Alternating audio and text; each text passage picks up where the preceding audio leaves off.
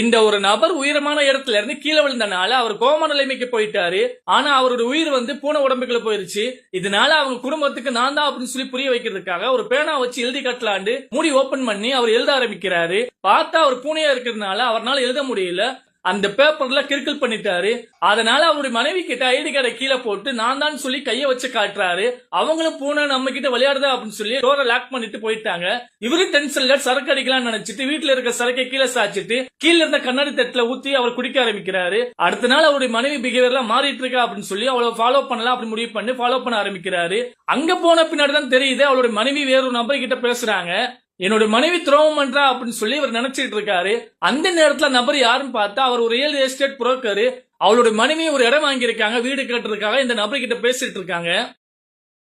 இந்த குடும்பத்தை பாருங்க, இது ஒரு வித்தியாசமான குடும்பம். அவங்களுடைய முகம் கூட டிஃபரெண்டா தான் இருக்கு. இவங்க எத்தனை முறை சாப்பிட ட்ரை பண்ணாலும் அவங்களால சாப்பிட முடியல. சாப்பிடுற சாப்பாடு கீழே தான் கொட்டுது. கொஞ்ச நேரத்துக்கு முன்னாடி தன்னுடைய கேர்ள் ஃபிரெண்டு வீட்டுக்கு இந்த பையன் வந்திருக்கான்.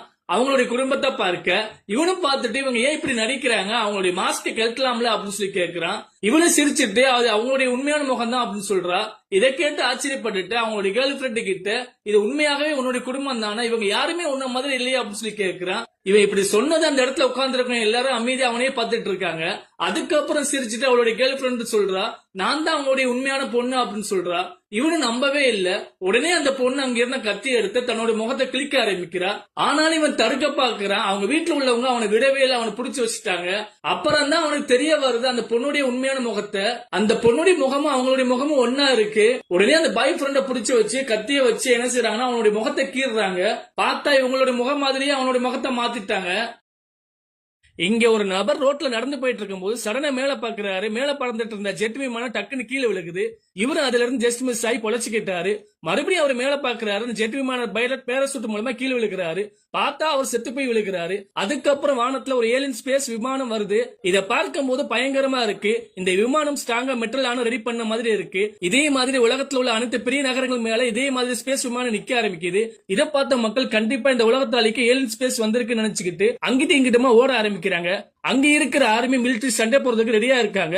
அந்த ஏலியன் ஸ்பேஸ் யாரையும் அட்டாக் பண்ணாம அதன் மெட்டல் மூலமா ஒரு கண்ணாடி வெளிச்சம் தெரியுது. அதுல பார்க்கும் போது ஒரு பெண்ணுடைய முகம் தெரிய ஆரம்பிக்குது.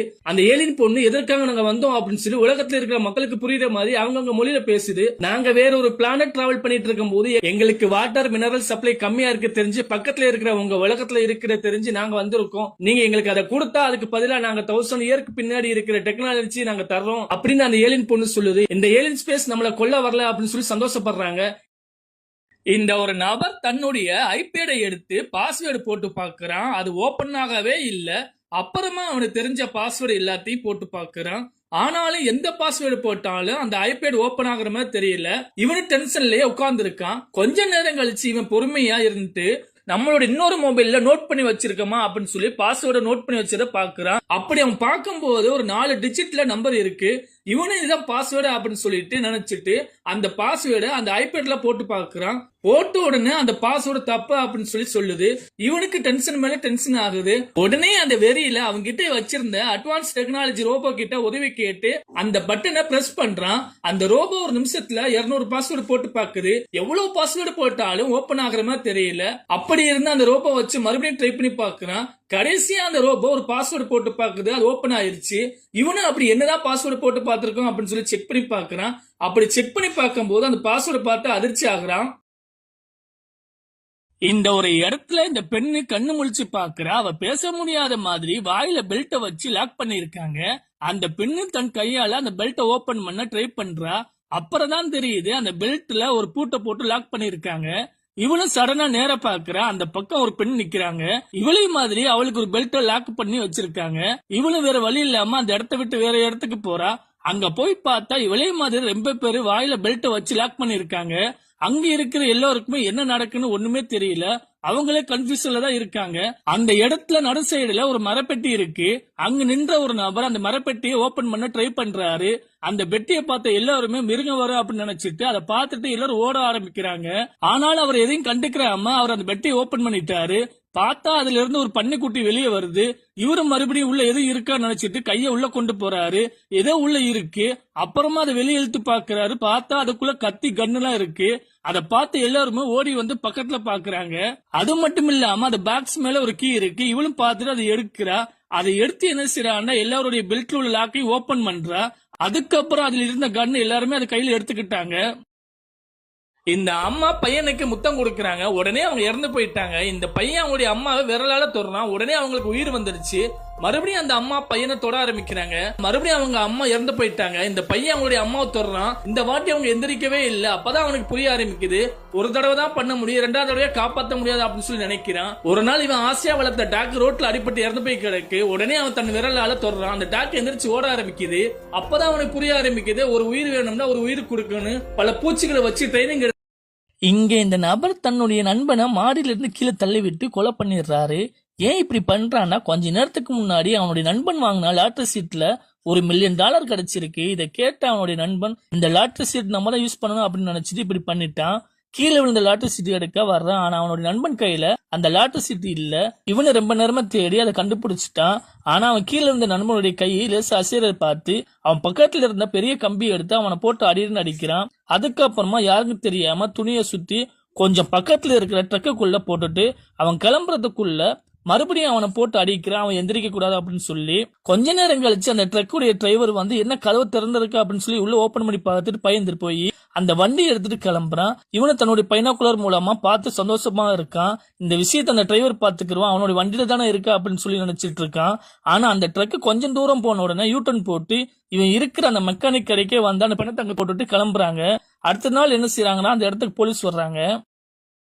இந்த சின்ன குழந்தை கடைக்கு வெளியே நின்றுக்கிட்டு ஆசையா கடைக்குள்ள இருக்கிற நெக்லஸ பாத்துட்டு இருக்கா. அப்புறமா அந்த கடைக்குள்ள போயிட்டு எனக்கு அந்த நெக்லஸ் வேணும்னு சொல்லி 4 காயின்ஸ் எடுத்து கையில குடுக்கறா.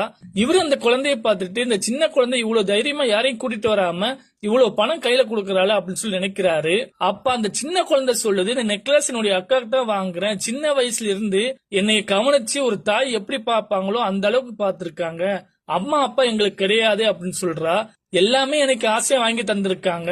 ஆனா இன்ன வரைக்கும் அவளுக்குன்னு எதுவுமே வாங்கினது கிடையாது அப்படின்னு சொல்றா. இதை கேட்ட அந்த கடைக்கார அந்த சின்ன குழந்தைக்கு அந்த நெக்லஸ் பேக் பண்ணி கையில கொடுக்க போறாரு.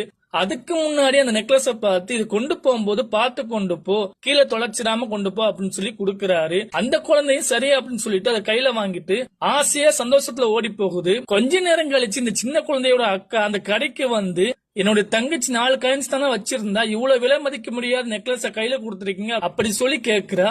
அந்த கடைக்காரர் சொல்றாரு, உன்னுடைய தங்கச்சி கம்மியா தான் கொண்டு வந்தா, ஆனா ஒருத்தவங்க மேல வச்ச பாசத்தை பத்தி சொன்ன உடனே எனக்கு ஒரு மாதிரி ஆயிடுச்சு. அதான் அன்பளிப்பு மாதிரி என்ன செஞ்சேன்னா கையில இது கொடுத்தேன், தயவு செஞ்சு கொண்டு போ அப்படின்னு சொல்லி அந்த பெண்ணை பத்தி சொல்றாரு. இந்த ஒரு பெண் எங்கேயோ எடுத்த முட்டைய வீட்டுல கொண்டு வந்து வச்சுட்டா. அடுத்த நாள் பார்த்தா அந்த முட்டை பெருசாயிருச்சு. அந்த பொண்ணுக்கு ஏதோ கவலை போல கண்ணீர் விட்டு அழுதுட்டே இருக்கா. அவளுடைய கண்ணீர் அந்த முட்டை மேல பட்டது. அந்த கண்ணீர் மறைஞ்சிருச்சு. அடுத்த நிமிஷத்துல அந்த முட்டையில இருந்து ஏதோ உடச்சிட்டு வெளியில வர மாதிரி தெரியுது. இவ பார்த்து பயந்து போய் வீட்டுல உள்ள கபருக்குள்ள மறைஞ்சுக்கிட்டா. ஏதோ கண்ணாடி உடையிற சவுண்ட் கேட்டு வெளியில வந்து பாக்குறா. அது ஜன்னல் உடைச்சிட்டு வெளியில போயிருச்சு. அன்னைக்கு நைட்டு வீட்டுல தூங்கிட்டு இருக்கும் போதும் அது மறுபடியும் வருது அந்த பறவை. பார்த்து பயப்பட ஆரம்பிக்கிறா. ஆனா இருந்தாலும் அந்த பறவை காலையில வந்து கண்ணாடி குத்தி இருக்கு. இவளை பார்த்துட்டு அந்த கண்ணாடி